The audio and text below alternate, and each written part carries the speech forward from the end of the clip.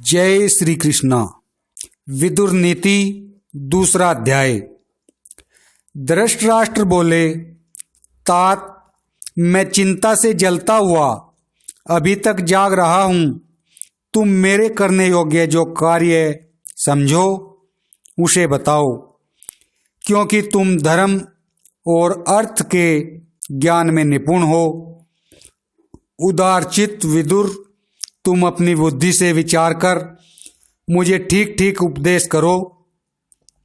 जो बात युधिष्ठिर के लिए हितकर और कौरवों के लिए कल्याणकारी समझो वह सब अवश्य बताओ।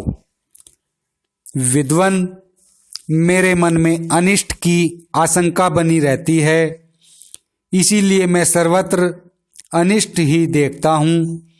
अतः व्याकुल हृदय से मैं तुमसे पूछ रहा हूँ, अजात शत्रु युधिष्ठिर क्या चाहते हैं, सो सब ठीक ठीक बताओ। विदुर जी ने कहा, मनुष्य को चाहिए कि वह जिसकी पराजय नहीं चाहता उसको बिना पूछे भी कल्याण करने वाली या अनिष्ट करने वाली, अच्छी अथवा बुरी जो भी बात हो बता दे।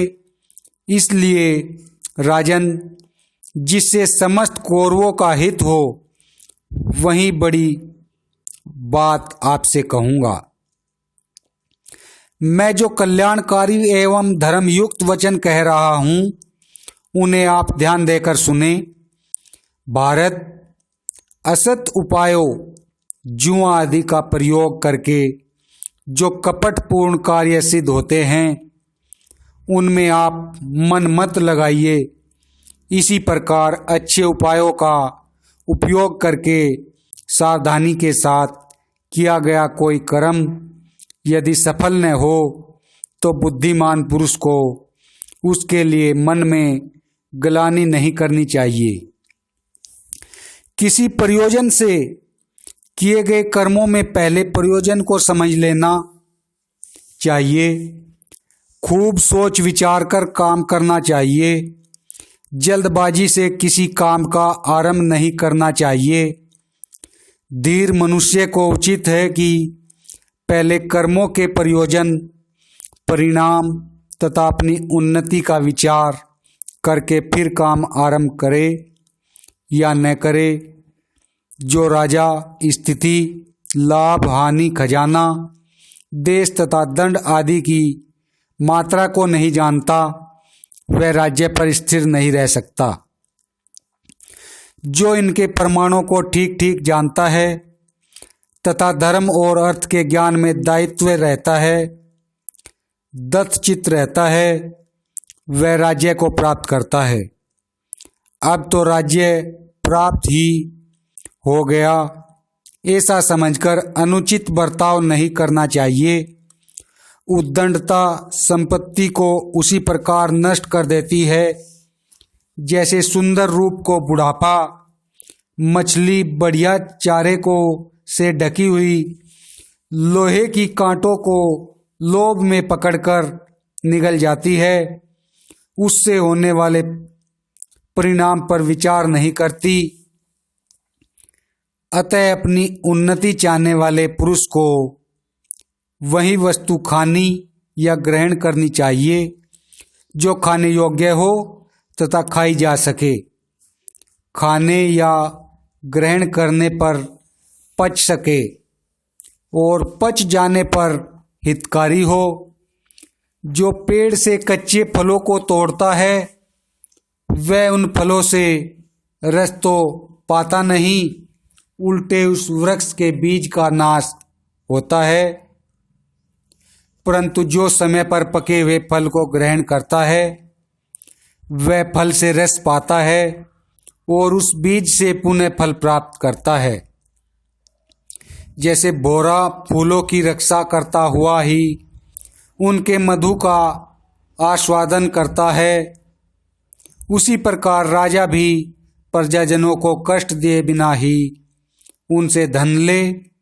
जैसे माली बगीचे में एक एक फूल तोड़ता है, उसकी जड़ नहीं काटता, उसी प्रकार राजा प्रजा की रक्षा पूर्वक उनसे कर ले।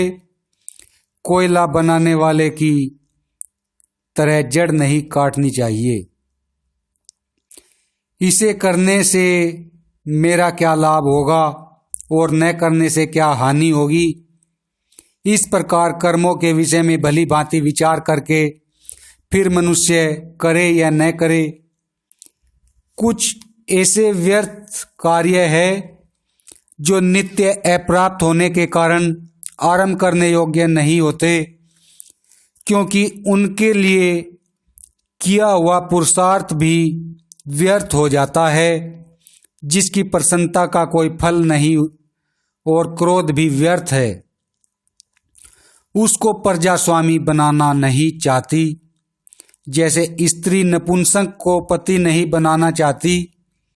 जिनका मूल साधन छोटा और फल महान हो, बुद्धिमान पुरुष उनको शीघ्र ही आरंभ कर देता है। वैसे कामों में वह विघ्न नहीं आने देता। जो राजा मानो आँखों से पी जाएगा, इस प्रकार प्रेम के साथ कोमल दृष्टि से देखता है। वह चुपचाप बैठा भी रहे तो भी प्रजा उससे अनुराग रखती है। राजा वृक्ष की भांति अच्छी तरह फूलने प्रसन्न रहने पर भी फल से खाली रहे, अधिक देने वाला न हो। यदि फल से युक्त देने वाला हो तो भी जिस पर चढ़ा न जा सके, ऐसा पहुँच के बराबर बाहर होकर रहे। कच्चा कम शक्ति वाला होने पर पके शक्ति संपन्न की भांति अपने को प्रकट करे, ऐसा करने से वह नष्ट नहीं होता। जो राजा नेत्र मन वाणी और कर्म इन चारों से प्रजा को प्रसन्न करता है, उसी से प्रजा प्रसन्न रहती है। जैसे व्याघ्र से हरिण भयभीत होता है, उसी प्रकार जिससे समस्त प्राणी डरते हैं, वह समुद्र पर्यंत पृथ्वी का राज्य पाकर भी प्रजाजनों के द्वारा त्याग दिया जाता है। अन्याय में स्थित हुआ राजा बाप दादों का राज्य पाकर भी अपने ही कर्मों से उसे इस तरह भ्रष्ट कर देता है, जैसे हवा बादल को छिन्न भिन्न कर देती है। परंपरा से सज्जन पुरुषों द्वारा किए हुए धर्म का आचरण करने वाले राजा के राज्य की पृथ्वी धन धान्य से पूर्ण होकर उन्नति को प्राप्त होती है और उसके ऐश्वर्य को बढ़ाती है। जो राजा धर्म छोड़कर अधर्म का अनुष्ठान करता है, उसकी राज्य भूमि आग पर रखे हुए चमड़े की भांति संकुचित हो जाती है। जो यत्न दूसरे राष्ट्र का नाश करने के लिए किया जाता है, वहीं अपने राज्य की रक्षा के लिए करना उचित है। धर्म से ही राज्य प्राप्त करे और धर्म से ही उसकी रक्षा करे, क्योंकि धर्म मूलक राज्य लक्ष्मी को पाकर न तो राजा उसे छोड़ता है और न वहीं राजा को छोड़ती है। निरर्थक बोलने वाले, पागल तथा बकवाद करने वाले बच्चे से भी सब ओर से उसी भांति तत्व की बात ग्रहण करनी चाहिए, जैसे पत्थरों में से सोना ले लिया जाता है। जैसे उच्चवर्ती से जीविका चलाने वाला एक एक दाना चुगता रहता है, उसी प्रकार धीर पुरुष को जहाँ तहाँ से भावपूर्ण वचनों, सूक्तियों और सत्कर्मों का संग्रह करते रहना चाहिए। गोएं गंध से, ब्राह्मण लोग वेदों से, राजा जासूसों से और सर्वसाधारण आँखों से देखा करते हैं। राजन, जो गायें बड़ी कठिनाई से दूहने देती है, वह बहुत कलेश उठाती है, किंतु जो आसानी से दूध देती है, उसे लोग कष्ट नहीं देते। जो धातु बिना गर्म किए मुड़ जाती हैं, उन्हें आग में नहीं तपाते। जो काठ स्वयं झुका होता है, उसे कोई झुकाने का प्रयत्न नहीं करते। इस दृष्टांत के अनुसार बुद्धिमान पुरुष को अधिक बलवान के सामने झुक जाना चाहिए। जो अधिक बलवान के सामने झुकता है वह मानो इंद्र देवता को प्रणाम करता है, पुरुषों के रक्षक या स्वामी है। बादल राजाओं के सहायक है मंत्री, स्त्रियों के बंधु रक्षक है पति, और ब्राह्मणों के बांधव है वेद। सत्य से धर्म की रक्षा होती है, योग से विद्या सुरक्षित होती है, सफाई से सुंदर रूप की रक्षा होती है, और सदाचार से कुल की रक्षा होती है। तोलने से नाज की रक्षा होती है, फेरने से घोड़े सुरक्षित रहते हैं, बारंबार देखभाल करने से गौ की तथा मैले वस्त्र से स्त्रियों की रक्षा होती है। मेरा ऐसा विचार है कि सदाचार से हीन मनुष्य का केवल ऊंचा कुल मान्य नहीं हो सकता, क्योंकि नीच कुल में उत्पन्न मनुष्यों का भी सदाचार ही श्रेष्ठ माना जाता है। जो दूसरों के धन, रूप, पराक्रम, कुलीनता, सुख, सौभाग्य और सम्मान पर डाह करता है, उसका यह रोग असाध्य है। न करने योग्य काम करने से, करने योग्य काम में प्रमाद करने से तथा कार्य सिद्ध होने के पहले ही मंत्र प्रकट हो जाने से डरना चाहिए। और जिससे नशा चढ़े ऐसा पेय नहीं पीना चाहिए। विद्या का मद, धन का मद और तीसरा ऊंचे कुल का मद है। ये घमंडी पुरुषों के लिए तो मद है, परंतु सज्जन पुरुषों के लिए दमन के साधन है। कभी किसी इस कार्य में सज्जनों द्वारा प्रार्थित होने पर दुष्ट लोग अपने को प्रसिद्ध दुष्ट जानते हुए भी सज्जन मानने लगते हैं। मनस्वी पुरुषों को सहारा देने वाले संत है, संतों के भी सहारे संत ही है। दुष्टों को भी सहारा देने वाले संत है, पर दुष्ट लोग संतों को सहारा नहीं देते। अच्छे वस्त्र वाला सभा को जीतता अपना प्रभाव जमा लेता है। जिसके पास गो है वह मीठे स्वाद की आकांक्षा को जीत लेता है। सवारी से चलने वाला मार्ग को जीत लेता, तय कर लेता है, और शीलवान पुरुष सब पर विजय पा लेता है। पुरुष में शील ही प्रधान है, जिसका वहीं नष्ट हो जाता है। इस संसार में उसका जीवन धन और बंधुओं से कोई प्रयोजन सिद्ध नहीं होता। भरत श्रेष्ठ, धनोन्मत्त पुरुषों के भोजन में मांस की मध्यम श्रेणी वालों के भोजन में गोरस की तथा दरिद्रों के भोजन में तेल की प्रधानता होती है। दरिद्र पुरुष सदा ही स्वादिष्ट भोजन करते हैं, क्योंकि भूख ही स्वाद की जननी है और वह धनियों के लिए सर्वथा दुर्लभ है। राजन, संसार में धनियों को प्राय भोजन करने की शक्ति नहीं होती,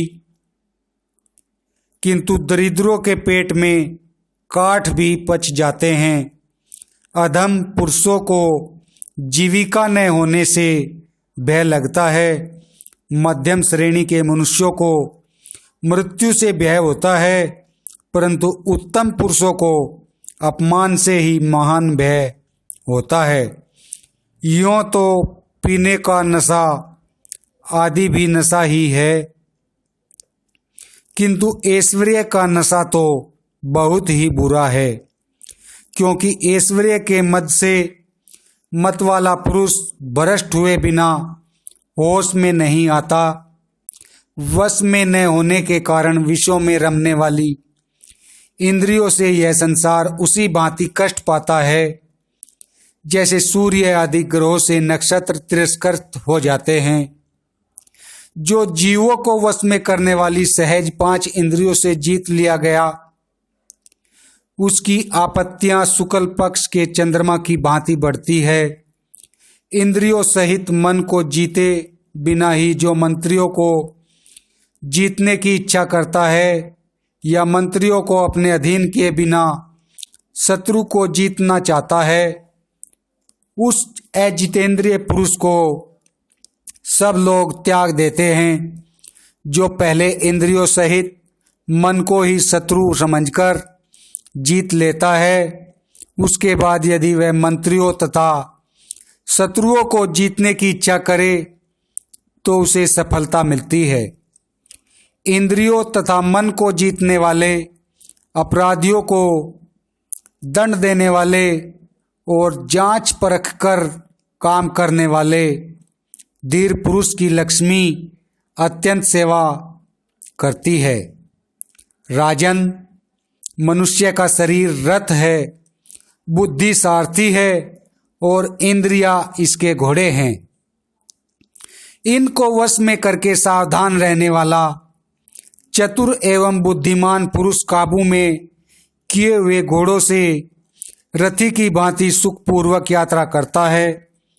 शिक्षा न पाए हुए तथा काबू में न आने वाले घोड़े जैसे मूर्ख सारथी को मार्ग में मार गिराते हैं, वैसे ही ये इंद्रिया वश में न रहने पर पुरुष को मार डालने में भी असमर्थ होती है। इंद्रिया वश में न होने के कारण अर्थ को अनर्थ और अनर्थ को अर्थ समझकर अज्ञानी पुरुष बहुत बड़े दुख को भी सुख मान बैठता है। जो धर्म और अर्थ का परित्याग करके इंद्रियों के वश में हो जाता है, वह शीघ्र ही ऐश्वर्य, प्राण, धन तथा स्त्री से भी हाथ धो बैठता है। जो अधिक धन का स्वामी होकर भी इंद्रियों पर अधिकार नहीं रखता, वह इंद्रियों को वश में न रखने के कारण ही ऐश्वर्य से भ्रष्ट हो जाता है। मन, बुद्धि और इंद्रियों को अपने अधीन कर अपने से ही अपने आत्मा को जानने की इच्छा करे, क्योंकि आत्मा ही अपना बंधु और आत्मा ही अपना शत्रु है। जिसने स्वयं अपने आत्मा को ही जीत लिया है, उसका आत्मा ही उसका बंधु है। वही सच्चा बंधु और वही नियत शत्रु है। राजन, जिस प्रकार सूक्ष्म छेद वाले जाल में फंसी हुई 2 बड़ी बड़ी मछलियां मिलकर जाल को काट डालती है, उसी प्रकार ये काम और क्रोध दोनों विशिष्ट ज्ञान को लुप्त कर देते हैं। जो इस जगत में धर्म तथा अर्थ का विचार कर विजय साधन सामग्री का संग्रह करता है, वहीं उस सामग्री से युक्त होने के कारण सदा सुखपूर्वक समृद्धिशाली होता रहता है। जो चित्त के विकारभूत 5 इंद्रिय रूपी भीतरी शत्रुओं को जीते बिना ही दूसरे शत्रुओं को जीतना चाहता है, उसे शत्रु पराजित कर देते हैं। इंद्रियों पर अधिकार न होने के कारण बड़े बड़े साधु भी कर्मों से तथा राजा लोग राज्य के भोग विलासों से बंधे रहते हैं। दुष्टों का त्याग न करके उनके साथ मिले रहने से, दुष्टों का त्याग न करके उनके साथ मिले रहने से निरपराध सज्जन भी समान ही दंड पाते हैं। जैसे सूखी लकड़ी में मिल जाने से गीली भी जल जाती है, इसीलिए दुष्ट पुरुष के साथ कभी मेल न करे। जो 5 विषयों की ओर दौड़ने वाले अपने 5 इंद्रिय रूपी शत्रुओं को मोह के कारण वश में नहीं करता, उस मनुष्य को विपत्ति ग्रस लेती है। गुणों में दोष न देखना, सरलता, पवित्रता, संतोष, प्रिय वचन बोलना, इंद्रिय दमन, सत्य भाषण तथा अचंचलता, ये गुण दुरात्मा पुरुषों में नहीं होते। भारत आत्मज्ञान, खिन्नता का अभाव, सहनशीलता, धर्मपरायणता, वचन की रक्षा तथा दान, ये गुण अधम पुरुषों में नहीं होते। मूर्ख मनुष्य विद्वानों को गाली और निंदा से कष्ट पहुंचाते हैं। गाली देने वाला पाप का भागी होता है और क्षमा करने वाला पाप से मुक्त हो जाता है। दुष्ट पुरुषों का बल है हिंसा, राजाओं का बल है दंड देना, स्त्रियों का बल है सेवा और गुणवानों का बल है क्षमा। राजन, वाणी का पूर्ण संयम तो बहुत कठिन माना ही गया है, परंतु विशेष अर्थयुक्त और चमत्कारपूर्ण वाणी भी अधिक नहीं बोली जा सकती। राजन, मधुर शब्दों में कही हुई बात अनेक प्रकार से कल्याण करती है, किंतु वहीं यदि कटु शब्दों में कही जाए तो महान अनर्थ का कारण बन जाती है। बाणों से बिंधा हुआ तथा फरसे से कटा हुआ वन भी पनप जाता है, किंतु कटु वचन कहकर वाणी से किया हुआ भयानक घाव नहीं भरता। करणी, नालिक और नाराज नामक बाणों को शरीर से निकाल सकते हैं, परंतु कटु वचन रूपी कांटा नहीं निकाला जा सकता, क्योंकि वह हृदय के भीतर धंस जाता है। वचन रूपी बाण मुख से निकलकर दूसरों के मर्म पर चोट करते हैं। उनसे आहत मनुष्य रात दिन घुलता रहता है। अतः विद्वान पुरुष दूसरों पर उनका प्रयोग न करे। देवता लोग जिसे पराजय देते हैं उसकी बुद्धि को पहले ही हर लेते हैं। इससे वह नीच कर्मों पर ही अधिक दृष्टि रखता है। विनाश काल उपस्थित होने पर बुद्धि मलिन हो जाती है, फिर तो न्याय के समान प्रतीत होने वाला अन्याय हृदय से बाहर नहीं निकलता। भरत श्रेष्ठ, आपके पुत्रों की वह बुद्धि नष्ट हो गई है। आप पांडवों के साथ विरोध के कारण इन अपने पुत्रों को पहचान नहीं रहे हैं। महाराज धृतराष्ट्र, जो राज लक्षणों से संपन्न होने के कारण त्रिभुवन का भी राजा हो सकता है, वह आपका आज्ञाकारी युधिष्ठिर ही इस पृथ्वी का शासक होने योग्य है। वह धर्म तथा अर्थ के तत्व को जानने वाला, तेज और बुद्धि से युक्त, पूर्ण सौभाग्यशाली तथा आपके सभी पुत्रों से भी बढ़ चढ़कर है। राजेंद्र, धर्माधारियों में श्रेष्ठ युधिष्ठिर दया, सौम्य भाव तथा आपके लिहाज के कारण अनेकों कष्ट सह रहा है। जय श्री कृष्णा।